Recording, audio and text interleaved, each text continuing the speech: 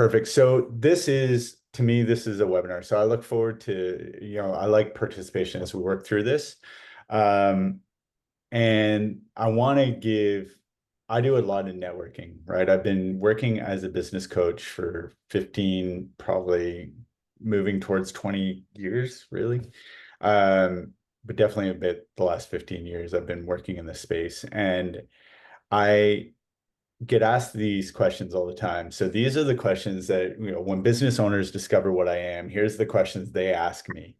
Or when I'm out there and they don't necessarily know who I am yet, but I meet them at a business networking group or I meet them in a seminar or a workshop. And these are the questions that they're often asking.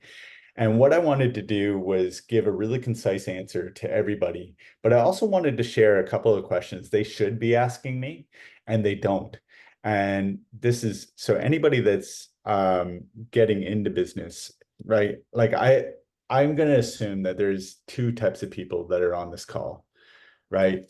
And this is going to handle most people. You're either just getting started or thinking getting started in your own business. And you're really trying to figure out, how do I make income off this idea? Like, how do I do this? What are the steps? How do I make a business work? How does business work? And you're trying to figure out how to get started. Or you've got an established business, you're working really hard in it, you're probably successful to a degree in terms of at least from the outside, but you're trapped in that time for money quagmire. And you're like, man, I feel trapped. And I'm not necessarily making great income. My revenue is awesome. I'll share a story here that really kind of got this to work. I remember one of the first businesses I ever did. I wasn't even technically allowed to be working in Australia because I was waiting for my visa to arrive. And so I was doing a lot of cash jobs, but I was doing a marketing job. And I remember going out there and I was earning good money, but I was paying for stuff to get done. I had a team, I was outsourcing a lot of the work. I was handling the clients myself. I was spending a lot of time. I was going into the businesses, doing all this work. Um, and then, of course, tax time came around. I had no idea about tax. This is my first real business that had started. And all of a sudden, I've got no cash flow because I'm giving away this money. Some people aren't paying me on time. Some people haven't actually paid me yet. I go in and now all of a sudden I've got to pay tax and the tax bill is huge and I haven't got the cash to pay the tax. Yet I've got the accountant because he's talking about my profit. The accountant's patting me on the back going, for a first year, Mike, you've done really well. I'm talking to the marketer and the marketer's looking, going, wow, 250,000, you're doing really well. And I'm like, I'm looking at all of this going like, I just want out. Like, I don't want to do this. This is horrible. So when I say the time for money quagmire, right, I don't mean to downplay that. It's actually a really big thing, right? So what I want you guys to get today is that as I talk to business owners, what they ask me, the questions that we're going to go through are what they ask me. These are the problems they think they have, right? And we all have that in every area of life. We have these problems that we think we're trying to solve. So there's a problem that you have that you go, I really don't want. But then when you think about why do I want to solve that problem, it comes down to some basic needs. These are the things you're hoping will happen if you solve that problem, right? And so when I ask people, if I solve that problem, what would it mean to you? Most people answer that the reality is, I want more income, or I want more free time, or I want both, right? So what we really want is a combination. We want to make more while working less. That's what every business owner wants, right? And when we talk about it, but the questions that they ask don't necessarily give them that result. It is possible to get more leads. It is possible. I'll go through the questions, but it is possible to answer the problem, to solve the problem you think you have, and have that not actually give you what you want. Just so that I know that I'm not looking at an avatar or some chat GPT, Leonardo AI type thing, I'll get you to do an action so we engage here. Who's ever got the thing they want only to realize they don't really want it? Who's ever done that? Gone out to solve a problem or is even told, if you do this, this will solve a problem, only to realize it doesn't actually solve the problem they really wanted. It didn't give them the result they really wanted. I'll give you, for instance, right? First time I got into personal development, I went to this like financial thing, the make more money. And I was a young kid and I grew up poor and I wanted to make more money. So I go to this workshop that's all about making money. Now, as I get in there, they're talking all about mindset. And it made sense, right? It's like, absolutely, mindset. And the course was at the time, a pretty big ticket item for me, right? It was a few $1,000s. And I went and did it. I went and did the course, did the mindset. And by the way, the course was amazing. It was amazing. But you know what it did for me financially? It reduced my bank account by $3,000. Right? Now, the whole reason I wanted to solve my mindset was so that I could make more money. But in this case, yes, it helped my mindset. And I got lessons from that that I'll never, ever lose. And it was amazing. And I still use some of the things I learned in that course today while I'm working with other people. But it did not give me more income. Right. And so it is possible to solve the problem you think you have and not get the result you actually want. Right. And so one of the things that we're going to talk about, or one of the things I stand for in Elevate Rise, is really doing that with business owners. It's about making more while working less. That's really what it's about. And so everything that we try to focus on is with the intention of giving people that. And so that's what this webinar is going to be about. The whole time we talk today, so I'm going to miss out on stuff that you might go, hey, he's not talking about this. But the reality is I'm not talking about it because it doesn't make us more while working less. Fair enough. So you won't hear me talk about it, buying ads, for instance, right? I'm not going to tell you how to go create ads. Do ads work? Yes, but they often cost you income. And often you have to work really hard to figure them out.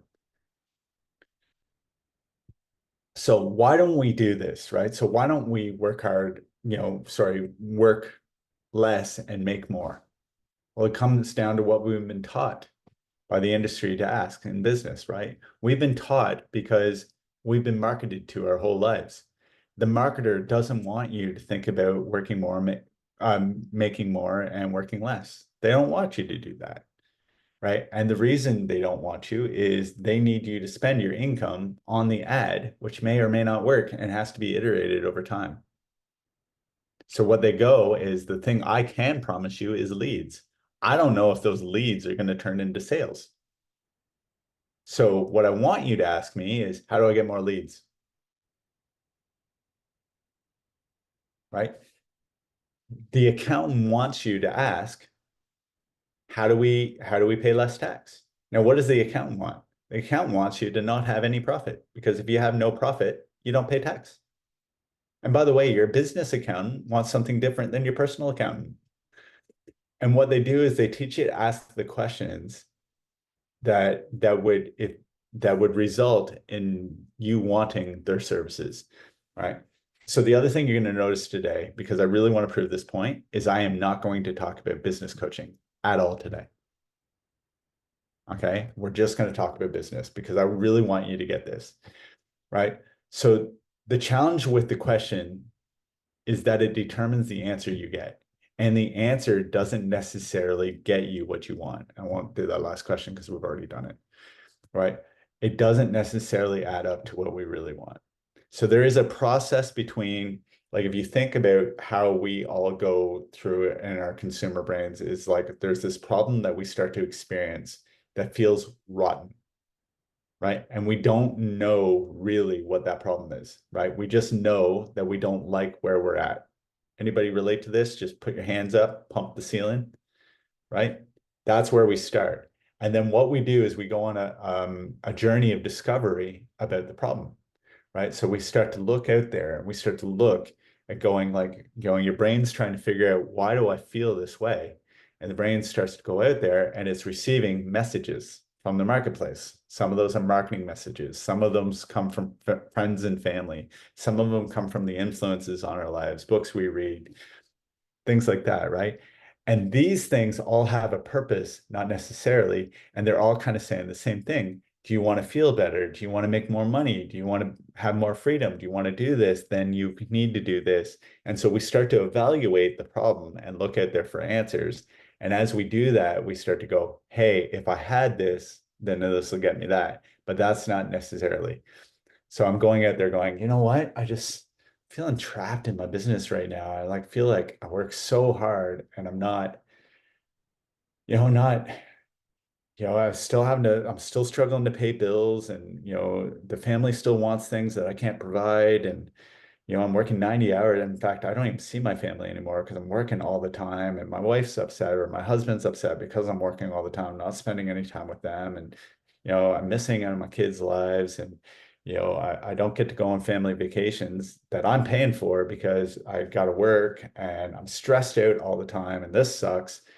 And then suddenly I see a message out there that goes, hey, if you had more leads, you'd make, that's how you scale and grow a business is through leads and, using social media. And all of a sudden I go, oh, right. If I were using social media and I was writing good ads, then I wouldn't have this problem anymore. And the truth is, that's not necessarily true, right? So even if you got that result, like even if you got more leads, and so we want to work through this, right? So what are the three questions that I get asked all the time is how do I get more leads? This is the primary question that I hear business owners ask me all the time. How do I create more leads? Or the other question I hear all the time is how do I make more sales? Right? It's a close second to the first one and often interchangeable in the conversation. The person saying it might actually say both of these, but they're in their mind, they mean the same thing. It might also sound like how do I get more clients, more customers, but it's all the same, right?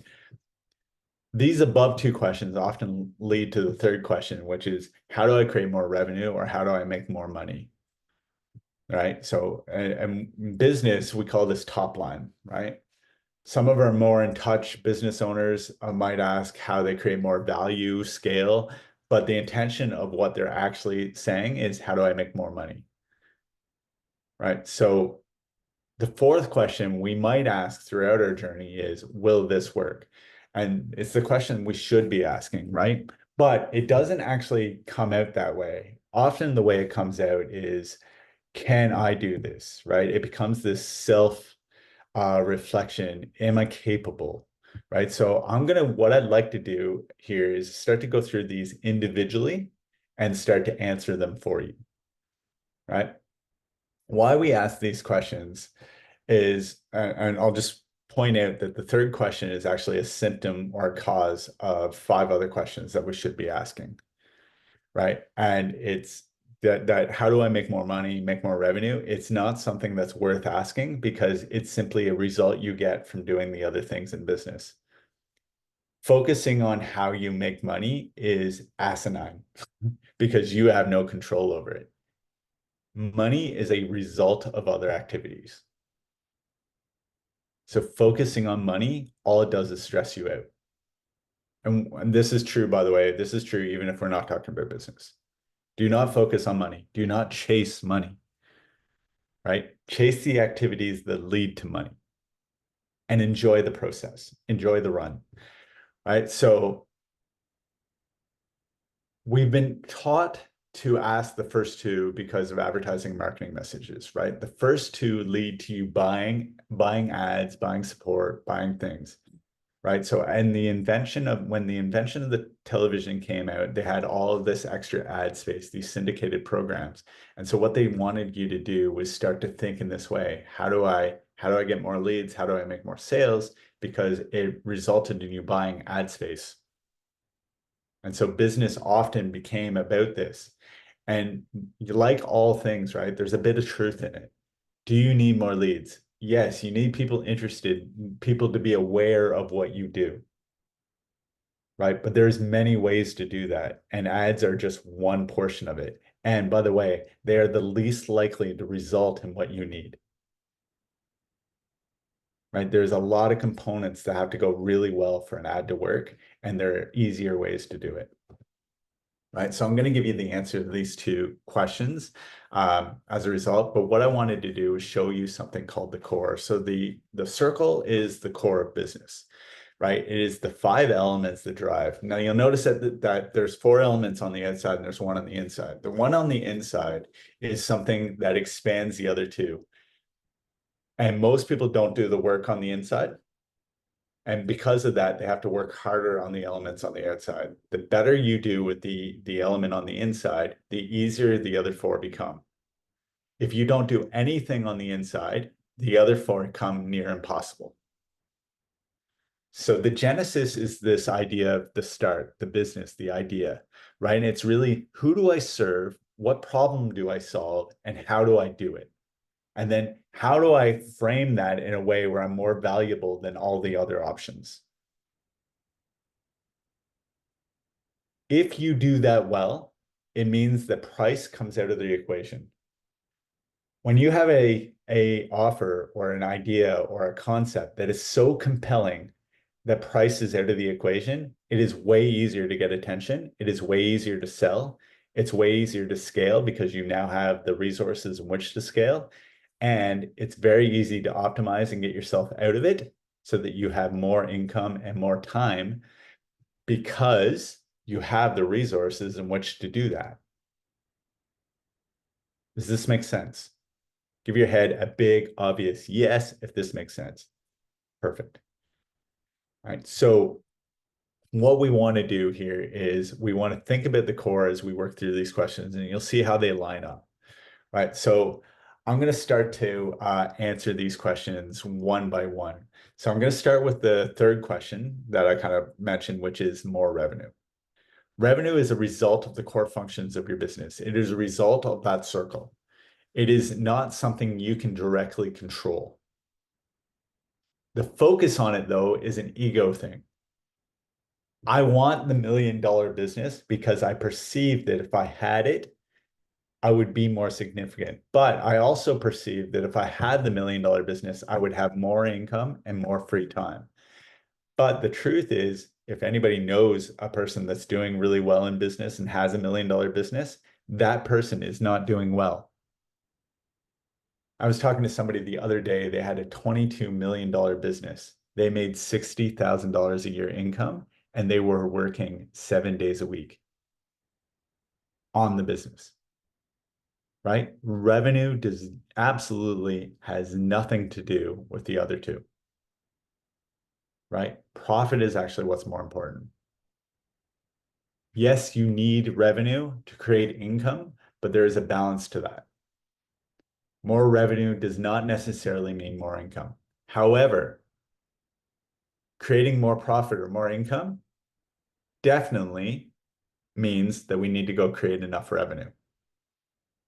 So the reverse is true, but more revenue does not necessarily mean more income. And this is a quote that my coach gave me, and I've lived with it for a long time now. Revenue feeds your ego, but profit is what feeds your family. All right. So we need to focus on income, right? We need to focus on what profits are in the business. Does that make sense? Does anybody have any questions around revenue? Because I know that there are still big speakers, influencers in the world that are telling you you should focus on revenue. Now, why? Why do they tell you that? The reason is because what they sell gives you that result. But it is possible to make lots of revenue and have no income, no free time. Right. The next question that kind of went along is the fourth question. I think we need to do this. We need to do this now. And I'm just going to kind of free lib this. If you want to read the slide, you absolutely can, but I'm going to kind of go through this. Can I do this? Will this work for me? We tend to ask this question every time we face a challenge or we're looking to pivot or move in a new direction, right? And the short answer to this is yes. Yes, you can do this, right? Anybody can build a business, anybody. Now, whether you should or not, that'll come as we move further through this presentation. But can you? Yes. Right? Business is really about allocating your time. It's about understanding the 80-20 principle. It's about thinking in percentages, not in numbers, right? Thinking in percentages for a business owner is a superpower, right? You want to think in percentages. You don't want to think in core numbers at all, ever, right? Do you need to know your core numbers? Yes, but you don't think about it in whole percentages. I know both of you guys know me through MJB, right? The real key to making your wealth principles work is to transition it to percentages, right? It's not the people that do the whole calculator, they stay put. Often they go backwards. But the people that think in terms of percentages, it's 5%, 6%, 7%. They're the ones who grow and push, right? It is a superpower to a business owner. Having calendar control, knowing what to prioritize and knowing the balance in your calendar in terms of your time, being able to balance the enjoyment and the passage of time with the achievement within your time is kind of a superpower in itself. Everybody's heard of the 80-20 principle, Pareto's law. 20%, 20% of the clients you have will result in 80% of the revenue the profits, sorry, not the revenue, but the profits you incur, right? 20% of what you're doing from a marketing standpoint results in 80% of the people that become interested in what you do, right? 20% of the money you spend in your business gives you 80% of the return in terms of the value proposition back to the client.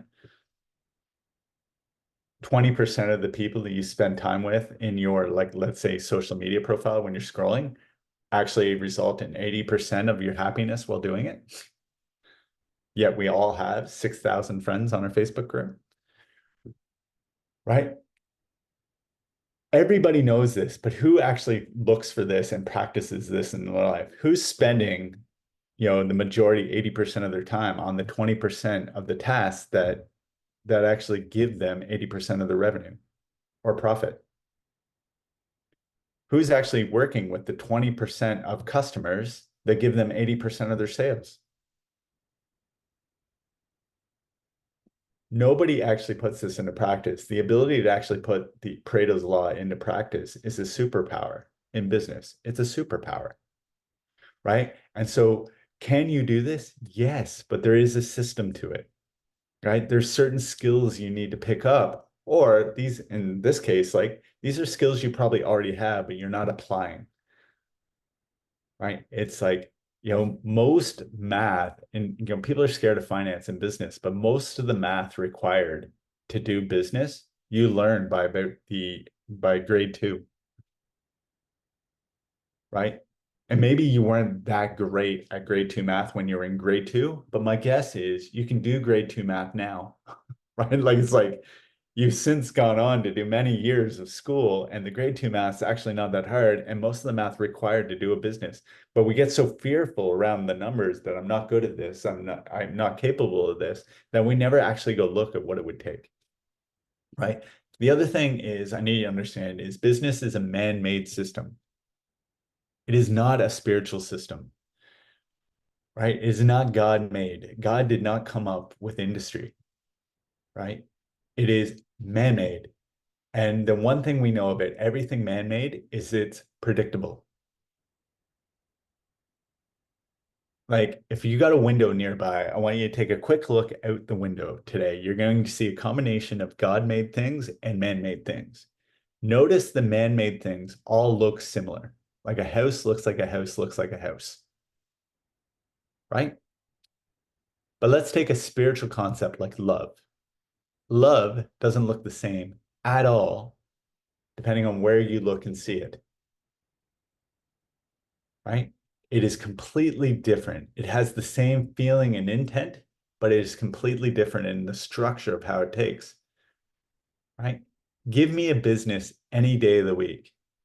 Do I want to coach you on how to love? No way, because it is an individual thing. It is much harder to do, right? But business is a very simple thing. It has rules, it has blueprints, it has plans, it has systems in it. And the problem is we all go play this game without understanding the rules of that game, without understanding the systems of that game. And because of that, we lose the game, right? It'd be like playing Monopoly and not understanding what's supposed to happen.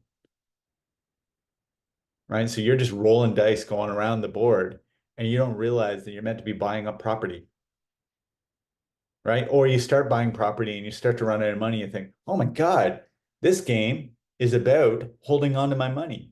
But if you've ever tried to play Monopoly while holding on to your money or holding on to a cash flow, you'll realize you lose Monopoly. In fact, how you know you're going to win Monopoly is about halfway through the game, you feel like you're about to lose because you're holding all these properties, you got no cash in your hand, you're about halfway through the board, and you're thinking, oh my God, I don't feel like I'm going to make it to go. Only you realize, hell, I own half of the board. Like I'm safe on 90% of the things I can land on, right? And I have enough assets that even if I landed on one of the bad ones, I can get myself out of this. You feel like you're about to lose, but you're about to win. And so, and Monopoly, by the way, is man-made too, right? It has rules, it has a system. So can you do this? Yes. Can you solve a marketing problem? Yes. Can you systemize a business and get out of it? Yes. Can you create value in a marketplace? Yes. Should you? That's another question, right? Now, the other thing is the game has 5 disciplines that have to work, right? And we tend to want to focus on the one that we're good at. Like if you're good at sales, you want to make business a sales game. It's not a sales game. It has to do everything in that core that I previously showed you, right? The game is make more while working less. That is the true result of the game. That's how you win this game, right? The challenge is that if you're only working on one of these areas, you can be really good at that area and still lose the game. You need to get all 5 areas to work. Like, and think of this as a sports team, like a soccer team, right? If I have the best strikers on the planet, but my goalie sucks, am I going to win games? No, I at the very least have to have a capable goalie. Yes? They don't have to be a superstar because I'm really good over here, but they still have to be there. If there's nobody in the net, I'm going to lose that game, right? So you've got to get all 5 disciplines working together. You've got to build more awareness. You got to create more conversions. You got to build up your capacity to actually do the work if somebody says yes. So you got to be good at what you do. And this seems obvious, doesn't it? But most businesses, they're not actually good at what they do. I'm reminded, anybody ever watch Seinfeld? I'm reminded of the one where the guy goes into the Italian restaurant and he's Lebanese and the food's awful. And Jerry says to the guy, he goes, what country are you from? And he goes, Lebanon. And he goes, then why are you making Italian food?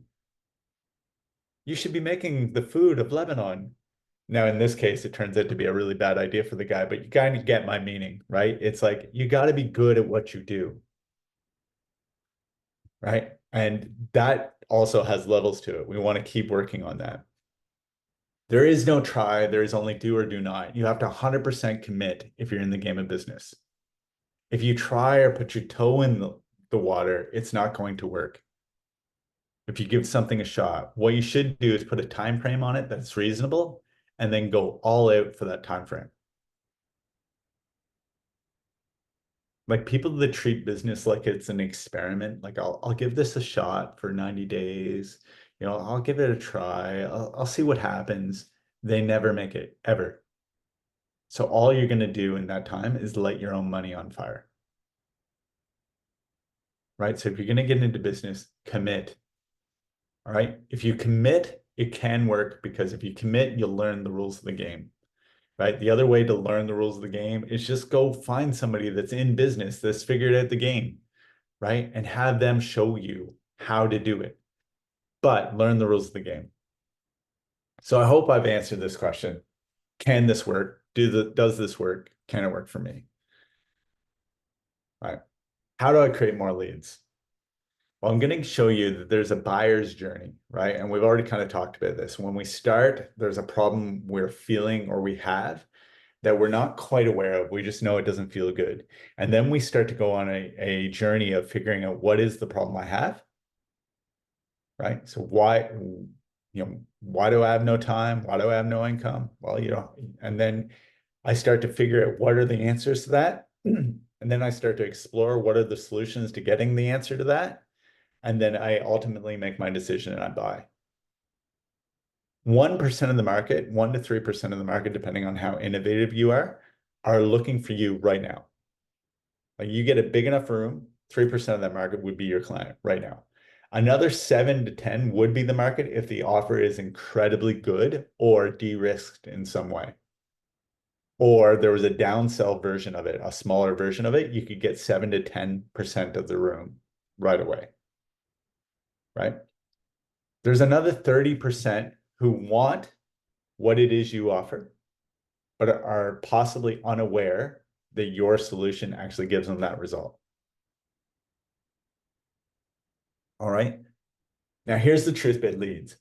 If you do this right, you don't actually need that many leads in order to create the income you want with the time frame you want.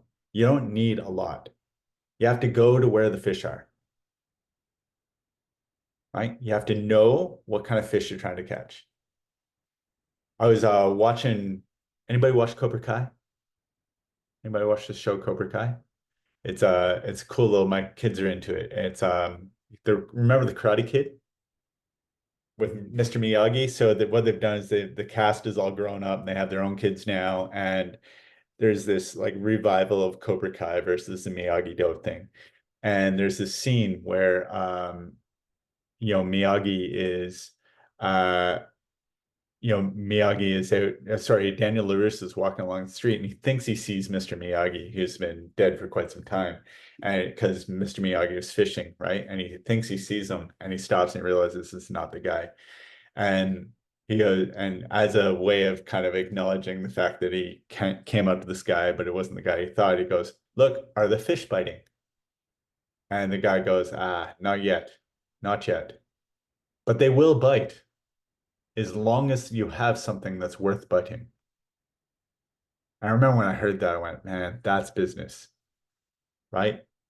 You go out there, will you get leads? Yeah, you're going to get leads, even if you haven't got leads coming in right now. And the leads will come as long as you've got the line out in the water and you have something worth biting, right? This triangle that you see to the left of your screen, right? This triangle that you're seeing there determines that there's 4 things worth biting. The thing that shows them the problem, the thing that shows them the solution, the thing that is the get them started offer, and the core offer. As long as each of those things are worth biting, you will create leads. Okay. And the good news is you don't actually need that many, because if you have something that is that good, most people will convert, which leads me, my next one is, how do I create more sales? Well, you simply give them what they want, right? Remember what I said is people think they have a problem they think will give them what they want, but it might not necessarily. Become fixated on what they actually want. Like, Ashley, you're selling vending machines, is that correct? Right?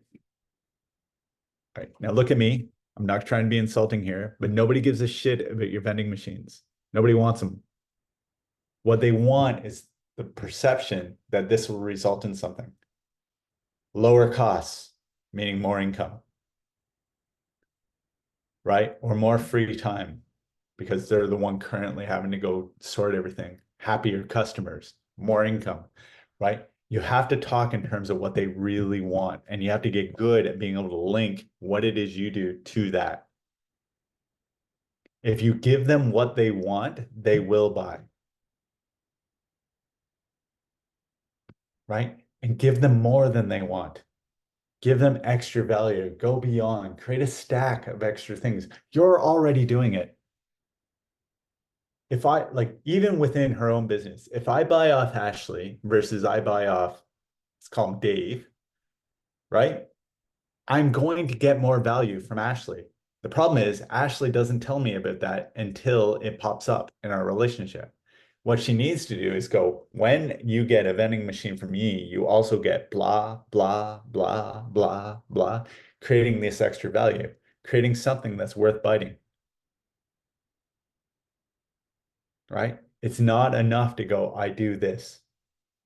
It's, I do this because this gets you that result. And to get that result, you also get this, this, this, this.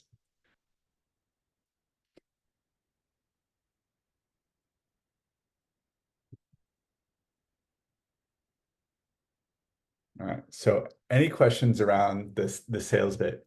The truth is you should be converting at least 50% of the leads you bring in long term.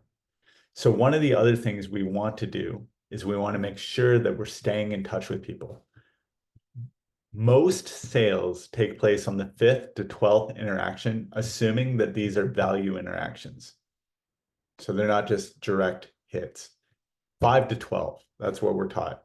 If they're not value interactions, then it'll take 20 to 100 pieces of advertising in order to get the same result. Right? Which equals lots of dollars spent. But here's the thing. The average salesperson or business owner gives up after the second attempt. Right? So most people, by the way, only make one attempt, but about 90% give up by the second attempt. Now, if you hear that, you should hear an opportunity that there's a bunch of people that have had 2 value conversations around what you sell and need 3 more. You could be picking up the work of a whole bunch of other people by having something worth staying in touch with. I, in my business, call this a drip campaign, right? But it's got to be done in a really specific way. All right, here's the 2 questions that you should be asking that you don't, or people should be asking that they don't. Can I deliver if the client actually says yes, right? Do I have the capacity to deliver on this result? Do I know what I'm talking about?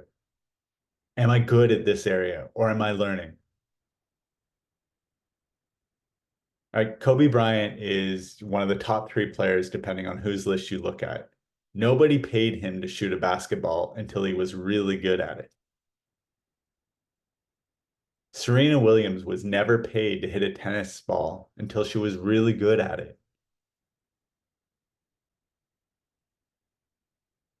Steve Jobs never got paid to build a computer until he got really good at it. Well, it was Wozniak, to be honest, but you guys are getting my meaning.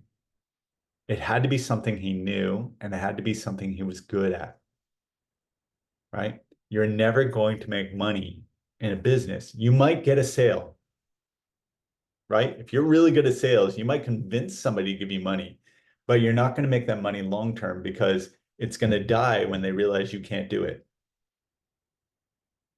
So you've got to constantly be getting good at what you do. It's got to be a never-ending thing. The other thing I want you to think about along this line is, do I have the capacity to handle, like if I'm going to go out there and get 100 leads, and I'm going to close 50% of them, do I have the capacity to deal with 50 clients at once? And if not, how do I solve that problem? So can I get you guys to participate? So Lloyd, do you have a business at the moment? No, not at the moment. I'm looking at a couple of options. Yeah, you've Um, had a couple of ideas in the past, right? yeah, that's right. Yeah. One was the energy company. Correct. Yes. Yeah, what was the other one? Oh, there's a couple that I've got looking at. One's we'll say it's insurance for Queensland residential properties. Okay. There's a loop that allows criminals break into your home and they can sue you and get your house, and your house insurance won't cover it, and the government won't back you. But there is insurance that you can get to cover it. So it's, yeah. So you're thinking of like offering the insurance as a company or being a broker to that insurance?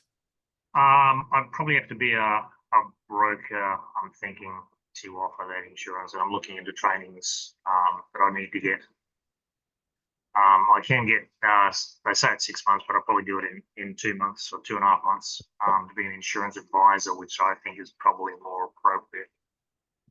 Um, Perfect. So I'm looking at that because everyone that I've spoken to about it, they're just surprised. Because you know, probably know Queensland is the prime capital of Australia. And there's a lot of break-ins for homes and so forth, and people that are exposed. So everyone that I've spoken to, except for one guy, has just gone out and got insurance. Okay. So what we're talking about today then makes a lot of sense, right? It's like I got to go beyond that insurance in order to really show where the value is. Now, here's one of the crazy questions I say to people all the time, right? Is I'll Mm, go up to somebody and I'll go, look, what do you charge to do what it is you do? And somebody will say to me, charge $100 because this is going to lead into our next question, right? I mm. make $100 every time someone says yes. I go, okay, how much do you want to make in terms of personal income? And somebody goes, $500,000. I'm like, okay, so that's a lot of $100 yeses in order to get to 500,000. Yeah.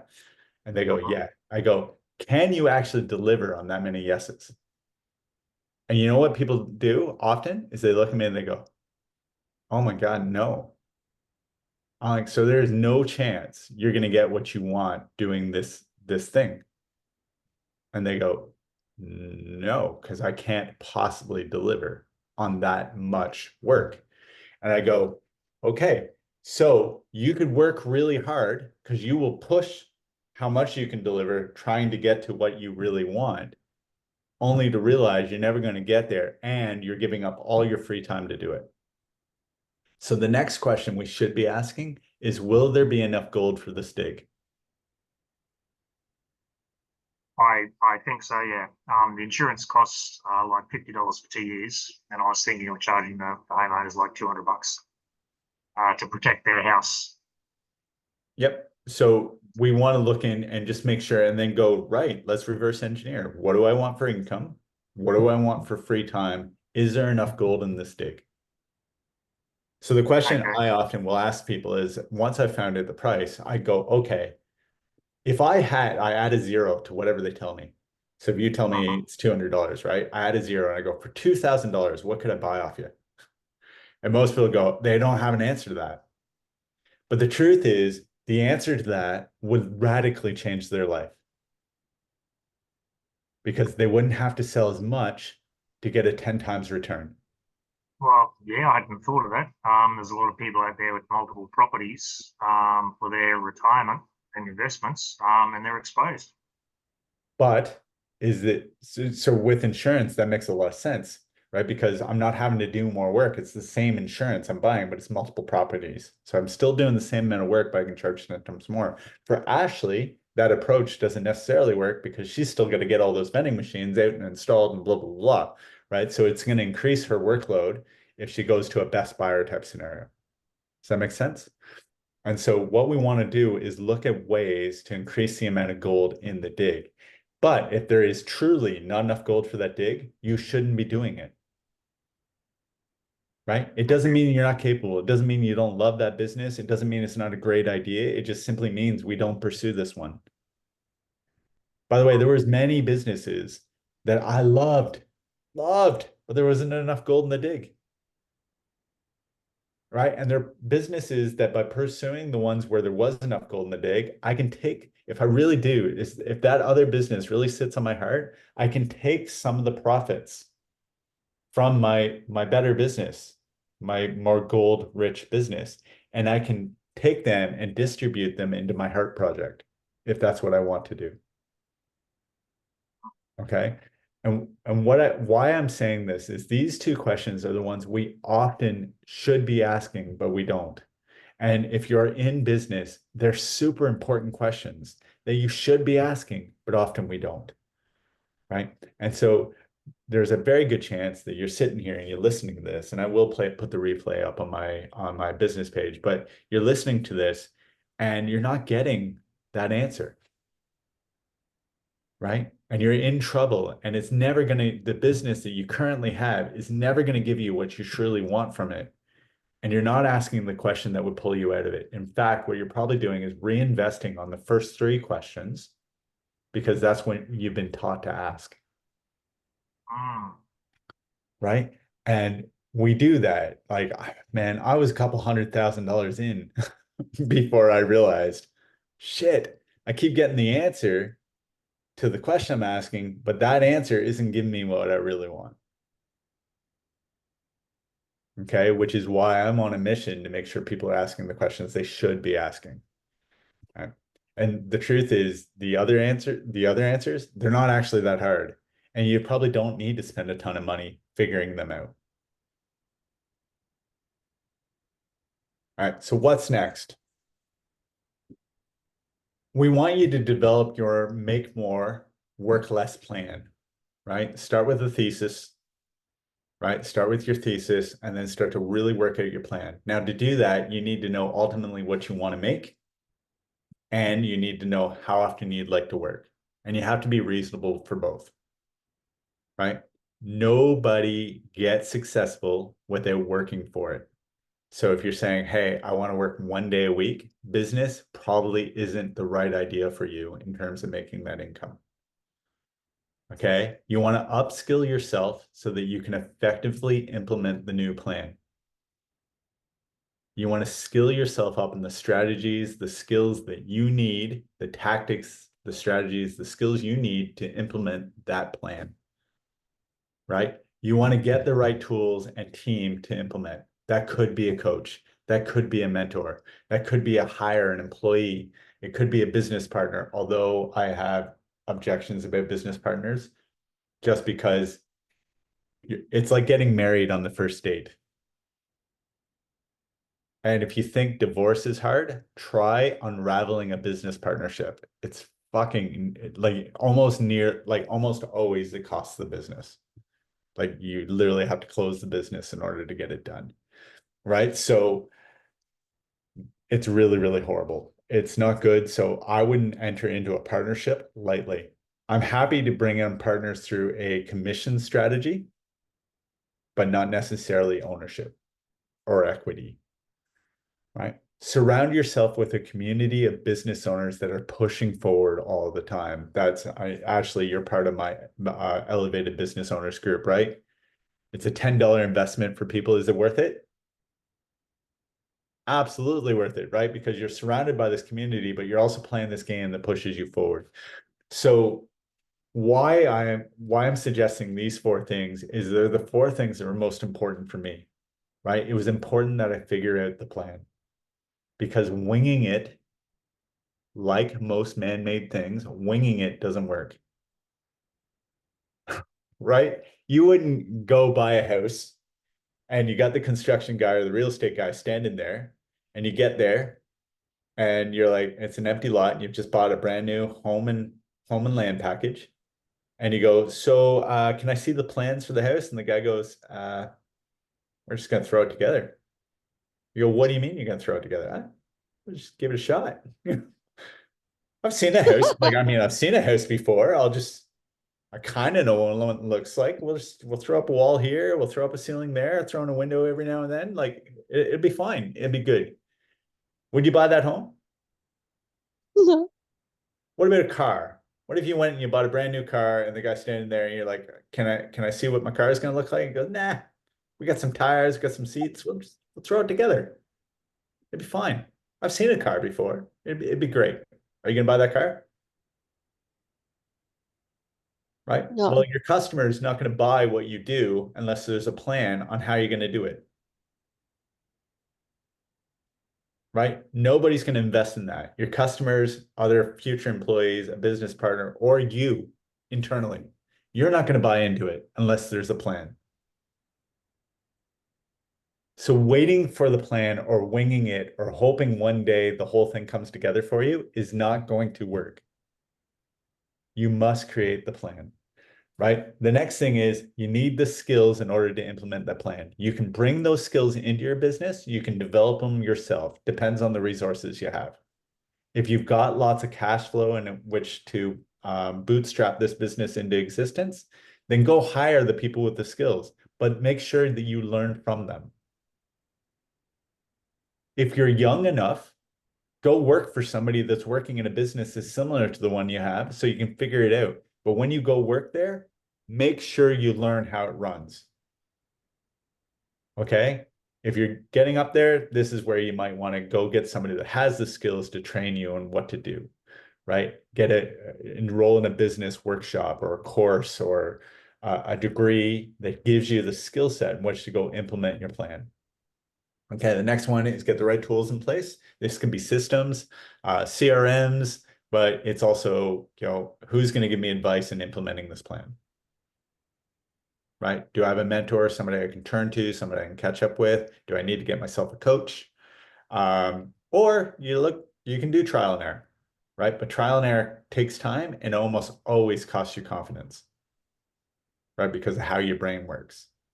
I tell you this because I don't want it to affect those things. And then the final thing that was important for me is I had to surround myself with a community of business owners that were pushing forward, because there's days it's hard. There's days where you have to grind. There's days where the next thing you have to do is something you're not looking forward to doing. And you need the most. Anybody ever done Run for a Reason, the HBF thing? Now, if you look at me, I'm not a runner. I'm not a runner, right? But I remember when my wife came to me the first time, she's like, I want to do HBF Run for a Reason. Do you want to do it? And of course, if anybody's ever been married, yes, I want to do it, right? So with enthusiasm, yes, let's do it. I'm the whole time as this thing's approaching, I'm thinking, I want to do this, because it's a 14K run. Like, it's not a light run. And the whole time I'm thinking, I don't want to do this. Right? It's horrible. And so I'm already kind of going like, look, I'm just going to walk. I'll run for a bit, but then I'm going to walk. Right. And I'll just walk and I'll make a day of it. And I'll just walk and I'll jog when I feel like, and I'll walk. But in my head, I'm going to walk. Right. So the race starts and I start running. There's all these people running behind me. And some are like, training for the Olympics or something, because they're like way out in front, wearing the proper spandex suits and everything. And then most people are just runners. People are having fun and running. And so I'm running. And every time I felt like, oh my God, I don't know if I can do another step, I look around, people were still running. So I go, you can do this. Keep running. Right? Before I knew it, I'd run the entire 14K. I was delirious. I was excited that I'd done it, but I did not stop once. Right? I had gone from never running before. By the way, I felt it the next day, just to be clear. I'd gone from never running really to suddenly I'd ran 14K. Why? Because of the power of the group. The group is what kept me inspired. It's like when you have a campfire, right? Occasionally a log goes out, but it lights back up because it's got the power of the other burning logs. If I took that same log and I put it out on the ground, it would eventually just go out. But if you take that log and you put it with other burning sticks, it keeps lighting on fire, right? Until it's finished. Okay, that's the power of getting into a community. So I would totally suggest that you do that. Right now, if you'd like to have a strategy planning session with me around your business and figure out what that make more, work less plan looks like for you, you can simply pull up your phone, you can scan that QR code, and it'll take you to a booking page where you can link up. That page is absolutely free for the next 48 hours. Okay, so if you want to link in and grab one of those slots, you can. After 48 hours, it goes back to a $297 charge. Okay. If you'd like to access, I've got free training available online. It is not an exclusive offer to this webinar. It is something that is always on my webpage, but it does kind of start to show you what a compounded principle works like, how you can double your current profit. It is a cool little 10-minute training video. And there's some extra tools that are applied to that are also free, but you would have to hand me your details to get access to those tools. But there's a bunch of free training. So if anybody remembers foundations from a previous thing that I did, I actually took what I did with foundations minus the group coaching, and I made it completely free in this section. So you could have what used to cost 12 grand for nothing on my website. Right? You just have to go to the free training. So you can scan that QR code now and you can scan it and it'll take you to that webpage and you can start your free training. as a way of developing your make more, work less plan. All right, that's my 2 free gifts to you today, because I always try to give more value. Any questions? Do I have any questions? Anybody want to ask me a specific question?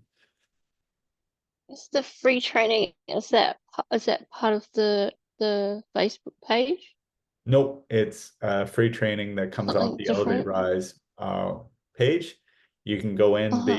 The training that is in the Facebook is more specific, and it's more you won't find it anywhere other than the Facebook group. Mhm. Okay.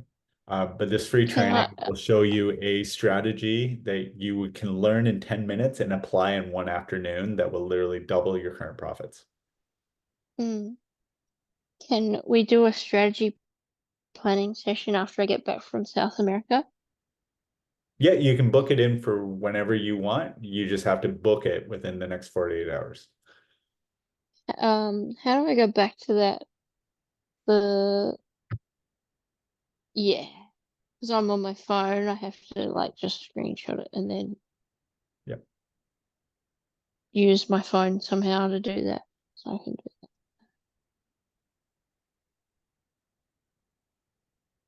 Right. Yeah, you just send it to yourself as an image and then pull it up as an image and do it on your Yeah. phone. Right. Perfect.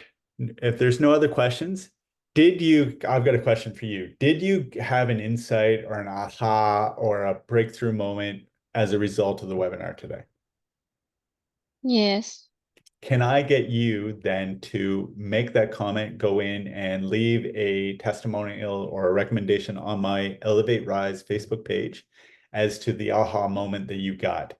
Actually, you can also Mm-hmm. put it into the business owners group as something, because I use that from a marketing standpoint to show others what it is we're doing here. And it allows me to reach Mm-hmm. more people in a way where they don't have to pay for it. And it's much more Yeah. powerful when you say it than when I say it. All right, so that's what I would ask. There will be a replay of this webinar up on my Elevate Rise business page on Facebook. All right, Yeah. otherwise, I've appreciated it. I've absolutely loved this. I enjoy doing these webinars. I will have another one. I'll have one on the 15th of every month. So be looking out for the next one. And we'll be doing these free little webinars every month. All right, guys, much love. That You have a was good night. Elevate Rise Facebook page, yeah, for the Yeah, so if you search testimonials. Elevate Rise in Facebook, you will find my business page, and the All right. replay of this webinar will be up on there. So we can give the testimonial there as well about what we got from Absolutely. You tonight. can leave it in the comments of the replay if you want, or you Comments. can put it a testimonial on the page. If you've got a lot of value from today and you really loved it, you can leave a recommendation on my Facebook page, and it would mean a lot to me. It would just show All right, me that, shall do. you know, the effort and the time that you put into doing these things was worth it for somebody else. All right, done. All right, guys, much love. You have a good Well, night. thanks, Mike.